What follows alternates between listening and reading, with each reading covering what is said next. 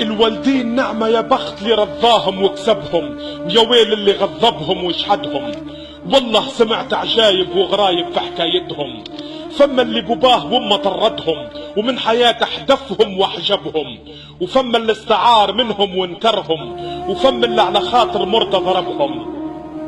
لا خير لا في مرته ولا في هو، راجل ينكر اهله رخيص ما فيها حتى دوه. امه كيف جابات عيت تتوجع وتتلوى، وبوباه ينح من فمه ويحط في فمه هو، وكيف كبر اول ناس عليهم تقوى. غريبة في البنادم قلبه مات، ونسيه في مرضى كيفاش عليه تكوات، وكيف يغيب لا ترقد الليل ولا تبات، وتدعيله في كل صلاة، ولا ملت ولا كرهت منه ولا عيات. وفي فرحة الرقيس والزغرة طال، وفي الاخر يكفيهم بالضرب والاهانة والعياط. دي حتى الكلب يكرمك كيما كرمته، هو على طوليده حدفهم عايلته.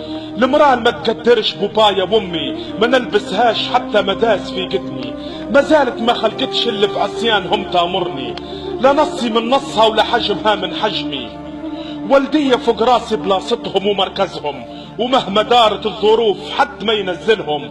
تذكروا في القرآن كيفاش نغضبهم، والجنة تحت قدامها ورحمتهم.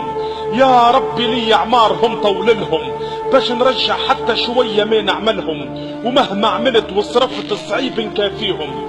ربي قدرني ونجازيهم، ونهزهم للرسول والكعبة نطوف بيهم. ثم لما كبرت أمك وضعف عظمها ورق سنها وشاب شعرها، تكافئها بأن تلقيها بدار المسنين؟ فأين رب ارحمهما كما ربياني صغيرا؟